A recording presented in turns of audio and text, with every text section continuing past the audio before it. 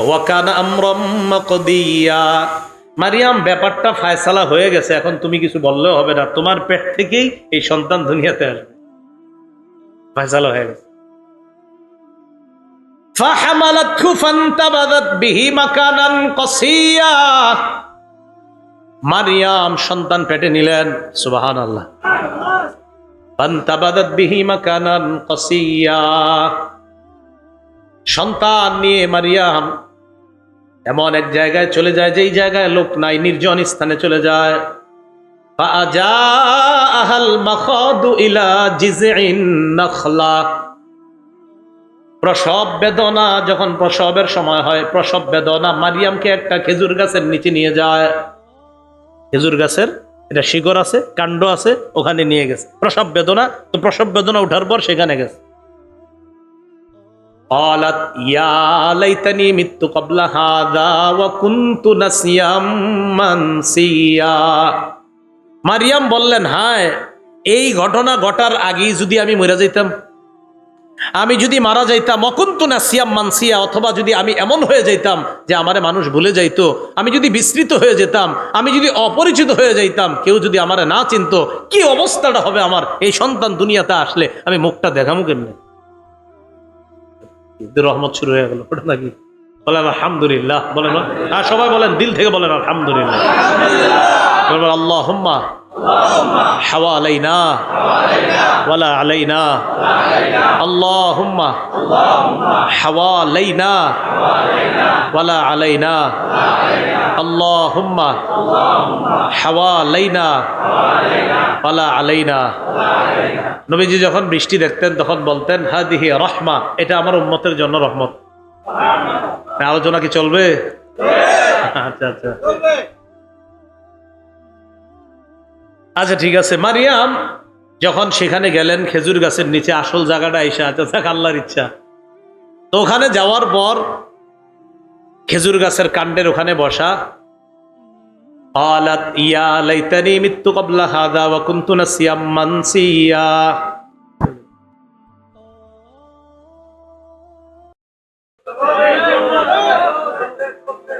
قالت يا ليتني مت قبل هذا وكنت نسيا منسيا فناداها من تحتها ألا تحزني قد جعل ربك تحتك سريا। মারিয়াম উঁচু জায়গায় বসা, বাইতুল মুকাদ্দাস থেকে সামান্য দূরে, এটাকে বাইতুল লাহাম বলা হয়, আর খ্রিস্টানরা এটাকে বলে বেতেলহেম, এই জাতীয় কিছু একটা, বেতেলহেম এই জাতীয় কিছু একটা বলে, বেতেলহেম এই জাতীয় কিছু একটা বলে। মারিয়াম সেখানে গেলেন, ফানাদাহা মিন তাহতিহা আল্লা তাহজানি, নিচ থেকে কে যেন মারিয়ামকে ডাক দিছে, ডাক দিয়ে বলে, মারিয়াম আল্লাহ তাহজানি, তুমি চিন্তিত হবা না, তোমার রব তোমার নিচে একটা উৎস তৈরি করে দিয়েছেন, টেনশন নাই, নিচে একটা ঝর্ণার ব্যবস্থা করে দিয়েছেন, পানি আছে নিচে, আর উপরে আছে খেজুর গাছ, খিদা লাগলে খেজুর খাও, পিপাসা লাগলে পানি খাও। এখান থেকে কি বোঝা যায় বলেন তো? সন্তান পেটে আসলে বউরে খেজুর খাওয়াবেন। আল্লাহ কেন এই সব খাদ্য, সব অনেক খাদ্য ছিল না, খেজুরটা কেন দিলেন? বোঝা গেল গর্ভবতী নারীর খেজুর খাওয়ানো উচিত, রসগোল্লা জিলাপি না খাওয়া, সন্তানের মেধা ভালো হবে আমার মতে আর কি। এটা খাওয়ান। আপনারা কি খাওয়ান? খাওয়ায় তেঁতুল, তেঁতুলে বাচ্চার মেধা কমে মাথায় রেখে। আচ্ছা ঠিক আছে, তাহলে বলেন তো মারিয়ামের জন্য আল্লাহ কি খাদ্যের ব্যবস্থা করলেন? তো আল্লাহ পাক বলে দিলেন,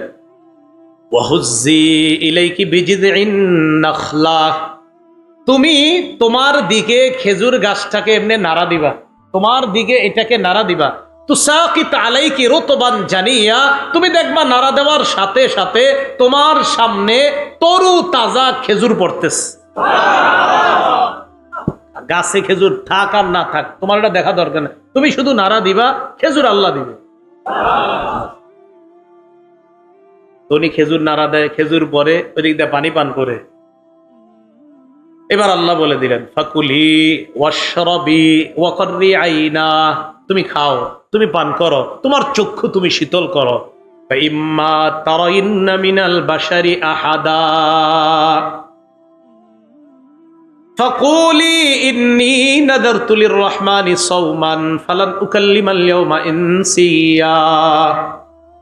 সন্তান এসে গেছে, তুমি যদি কোনো মানুষকে দেখো তখন তুমি বলবা ইন্নী নাযারতু লির-রহমানি সাওমা, আমি রহমানের জন্য সৌমের মান্যত করেছি। এই সৌম দ্বারা উদ্দেশ্য হলো আমি কথাবার্তা বলতে পারবো না, এই তুমি বলে দিবা আমি রহমানের জন্য সৌমের মান্যত করেছি, আমি কোনো মানুষের সাথে কথা বলবো না। ওই যুগে কথা না বলাটাকেও সৌম বলা হতো। কি বলা হতো? সৌম। আমরা সৌম বলি কোনটারে? না খাওয়া, না খাওয়াটা। তো তখন কথা না বলা, এই যুগে কথা না বলাটার সিস্টেম হইলে আরো ভালো হইতো, কারণ মানুষ খায়া রোজা রাখে আর সারাদিন গিবত করে রোজা নষ্ট করে, মুখ দিয়ে সাহারি খায়, মুখ দিয়ে ইফতারি করে, মুখ দিয়ে রোজা নষ্ট করে। সাহারি খায় কি দিয়ে? ইফতারি খায় কি দিয়ে? রোজা নষ্ট করে মুখ দিয়ে। হাদিসে আসছে রাসূল সাল্লাল্লাহু আলাইহি সাল্লাম বলেন, রোজা জাহান্নাম থেকে বাঁচার ডাল, মালাম ইয়াখরিখা, যতক্ষণ না এটাকে ছিদ্র করা হয়। সাহাবীরা কয় হুজুর ছিদ্র হয় কেমনে? কয় দুই অপরাধের মাধ্যমে, কাযিবা মিথ্যার মাধ্যমে, ওয়াগিবা আর গিবতের মাধ্যমে। মিথ্যা কয় কি দিয়া? গিবত কয় কি দিয়া? সাহারি খায় কি দিয়া? ইফতারি করে কি দিয়া? রোজা নষ্ট করে মুখ দিয়া, আয়ও মুখ দিয়া, ইফতারি করে মুখ। এলে কইছি যে এখন যদি কথা না বলার সিস্টেমটা আল্লাহ দিতেন, এটা আল্লাহ জানেন, মানে দিলে অন্তত বাংলাদেশীদের জন্য খুব ভালো হইতো। মারিয়ামকে আল্লাহ বলে দিলেন তুমি বলবা ফালান উকাল্লিমাল ইয়াওমা ইনসিয়া, আমি কারোর সাথে কথা বলবো না। ফাআতাত বিহি কওমাহা তাহমিলু, সন্তানটারে কোলে নিয়ে বহন করে সম্প্রদায়ের কাছে আসছে। ক্বালু ইয়া মারইয়ামু লাকাদ জিতি শাইআন ফারিয়া, ছি ছি ছি মারিয়াম, কি করছো তুমি? তুমি এটা খামডা করলা কি? তোমার তো বিয়ে হয় না, এটা এই সন্তান কোত্থেকে নিয়ে আসলা? ইয়া উখতা হারুন, ও হারুনের বোন, মা কানা আবুকি ইমরাআ সাউইন ওয়া মা কানাত উম্মুকি বাগিয়া, তোমার আব্বা ইমরান তিনিও তো খারাপ ছিলেন না, আর তোমার আম্মা তিনিও তো খারাপ ছিলেন না, তুমি এরকম হইলা কেমনে? এখন এই জায়গায় একটু বুঝেন, কার বোন? হারুন। বলেন কার বোন? এখন হারুনের বোন দ্বারা কি উদ্দেশ্য? দুটি ব্যাখ্যা। এক, হারুনের বোন দ্বারা উদ্দেশ্য হারুন নবীর বংশধরের হিসাবে বোন, মানে হারুন নবীর বংশের সিলসিলা হিসাবে হয়তো সম্পর্কে উনি বোন লাগেন, এই জন্য বলছে হারুনের বোন। এক। দুই, ওনার এক ভাই ছিল আল্লাহর ওলি, হয়তো তিনি, তার নামও ছিল হারুন, সেই হিসাবে হারুন। তাহলে হারুন দ্বারা দুই হারুন উদ্দেশ্য হতে পারে, একজন নবী হারুন, বাকি নবী হারুন বললে আবার আপন বোন না, কিন্তু নবী হারুন হিসাবে হলে মানে সম্পর্কে এক জায়গায় গিয়ে বোন হয়, সেই হিসাবে বোন। আরেকটা হতে পারে তার আপন কোনো ভাই ছিল, নাম হারুন, খুব ভালো মানুষ ছিলেন, এই জন্য বলছে ইয়া উখতা হারুন। মনে থাকবিনি, হে হারুনের বোন। কয়টা ব্যাখ্যা? এক নাম্বার, নবী হারুন হতে পারে মানে সম্পর্কে কোনোভাবে বোন হতে পারে, বাকি আপন বোন না। আরেকটা হলো আপন কোনো ভাই হয়তো তার ছিল হারুন নামে, সেই হিসাবে হারুনের বোন। ইয়া উখতা হারুন মা কানা আবুকি ইমরাআ সাউ, ও হারুনের বোন, তোমার আব্বা ইমরান তিনি তো খারাপ ছিলেন না। ওয়া মা কানাত উম্মুকি বাগিয়া, তোমার মা তিনিও তো ব্যভিচারিণী নারী ছিল না, মানে যেই নারীরা টাকার বিনিময়ে সতীত্ব বিক্রি করে বেড়ায়, এই জাতীয় নারী তো তোমার মাও ছিল না। তুমি কি এই জাতীয় কিছু নেই? তোমার সন্তান আসলো করতে, তো ওনারে আল্লাহ শিখিয়ে দিয়েছে তুমি কোনো কথা বলবা না। মারিয়াম ইশারায় বললেন, ফাআশারাত ইলাইহি, ইঙ্গিত করে দিলেন তোমাদের কিছু বলার থাকলে ওর সাথে বলো, মানে ঈসা নবীর সাথে। ঈসা নবী তখন তাফসীরের বর্ণনা অনুযায়ী 3 দিনের সন্তান হতে পারে অথবা 40 দিনের সন্তান, বাকি বাচ্চা। 3 দিন হোক আর 40 দিন হোক, তো ছোট একটা বাচ্চা মায়ের দুধ পান করতেছে, ইশারা করছে এর দিকে। কি করবো, কিছু বলার থাকলে মানে বুঝে গেছে যে ওর সাথে বলো। এরা কয় ক্বালু কাইফা নুকাল্লিমু মান কানা ফিল মাহদি সাবিয়্যা, এমন শিশুর সাথে আমরা কিভাবে কথা বলবো যে শিশু কোলের শিশু, কোলের শিশুর সাথে আবার কিভাবে কথা বলবো, এর সাথে তো কথা বলা সম্ভব না। যেই মাত্র এই সমস্ত কথা বলা বলি করছে, কিভাবে এমন সন্তানের সাথে কথা বলবো যে সন্তান এখন বুকের মধ্যে আছে। ঈসা নবীর ডিস্টার্ব হইতেছে, এত আলোচনা আওয়াজ করতেছে কেন? হঠাৎ ঈসা নবী তাদের দিকে তাকায় বলেন, ক্বালা ইন্নী আবদুল্লাহ, এই আমি আল্লাহর বান্দা। আতানিয়াল কিতাব, শুধু বান্দা না, আল্লাহ আমারে কিতাব দিয়েছে। ওয়া জাআলানি নাবিয়্যা, and made me a prophet, আল্লাহ আমাকে একজন নবী বানিয়েছে। শুধু কিতাব দিয়েছে এমন না, আমি আল্লাহর বান্দা। ছোট মানুষ দেখতেছো, আমি আল্লাহর বান্দা, আমারে কিতাব দিয়েছে, আমার আল্লাহ নবী বানিয়েছে। ওয়া জাআলানি মুবারাকান আইনামা কুন, আমি যেখানেই থাকি সেখানেই আল্লাহ আমাকে বরকতপূর্ণ বানিয়েছে। এবার বলেন আপনারা, ঈসা নবী তাদের সামনে মায়ের সাথে তারা যখন ঝগড়া করতেছিল কি জবাব দিলেন? আমি কার বান্দা? বাবা ছাড়া মারিয়ামের পেট থেকে দুনিয়াতে সন্তান আনলেন কে? মারিয়াম হান্নার পেট থেকে দুনিয়াতে আসলেন। এই মারিয়াম যখন জাকারিয়া নবীর দায়িত্বে ছিলেন তার ঘরে খাবারের ব্যবস্থা করে দিলেন কে? আল্লাহ। জাকারিয়া নবী বার্ধক্যজনিত অবস্থায় সন্তান চাইলেন, ওই বয়সও সন্তানের ব্যবস্থা করে দিলেন কে? বুঝাইতে চাইলাম আমাদের সর্ব অবস্থায়, সব সময়, সর্ব বিষয়ে আমরা আল্লাহর উপর ভরসা করা দরকার। কথাগুলো সবার মনে থাকবে তো ইনশাআল্লাহ? ঈসা আলাইহিস সালাতু ওয়াস সালাম দুনিয়াতে আসলেন। ঈসা আলাইহিস সালাতু ওয়াস সালামকে আল্লাহ বড় বানাইলেন। বড় বানানোর পর ঈসা আলাইহিস সালাতু ওয়াস সালামের সাথে আরো অনেকগুলা ঘটনা ঘটছে, দস্তরখানের ঘটনা সহ আরো অসংখ্য অগণিত ঘটনা ঈসা নবীর সাথেও ঘটছে। আল্লাহ পাক জীবিত অবস্থায় ঈসা আলাইহিস সালাতু ওয়াস সালামকে আকাশে উঠিয়ে নিয়েছেন। কিয়ামতের আগে 10টা বড় বড় আলামত ঘটবে। এর মধ্যে একটা হবে ঈসা আলাইহিস সালাতু ওয়াস সালাম আবার দুনিয়াতে আসবেন। ঈসা নবী দুনিয়াতে আসবেন কখন? যখন মাহদী পৃথিবীতে থাকবে।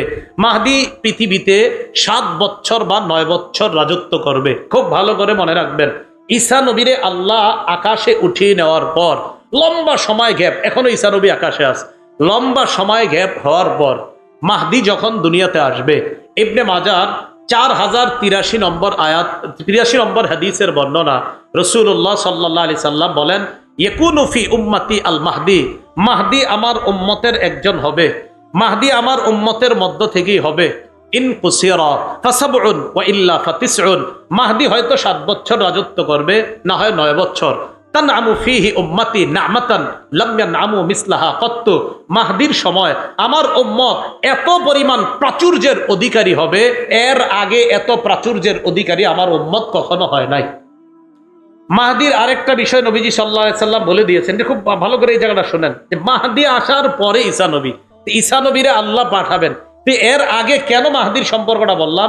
অনেকে দেখবেন চিপা চুপা থেকে বিভিন্ন জায়গা থেকে কয় আমি মাহদি, অনেকে তাদের অনুসারী আছে কয় কি আমাদের উম্মকে মাহদি। বিষয়টা মাথায় রাখবেন।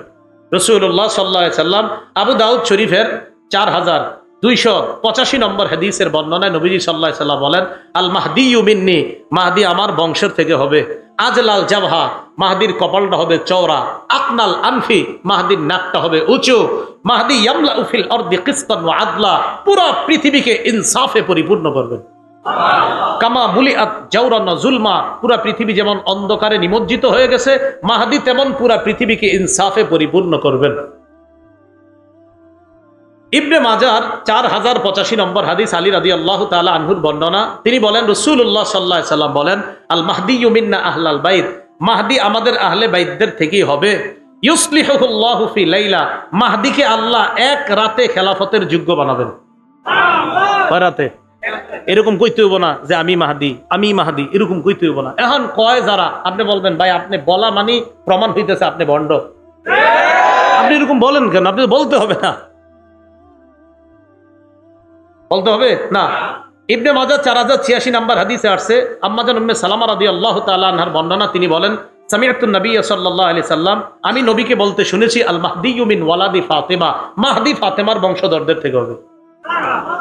আবু দাউদ শরীফের 4292 নম্বর হাদিসের বর্ণনা, 4292 হাদিসের মধ্যে হযরত আলীর ব্যাপারে নাযারা ইলা ইবনিহিল হাসান, আলী তার সন্তান হাসানের দিকে তাকাইছে, তাকায় বললেন, ইন্না ইবনি হাদা, আমার এই সন্তান হাসান সাইয়্যিদ, সে হবে জান্নাতি যুবকদের সর্দার।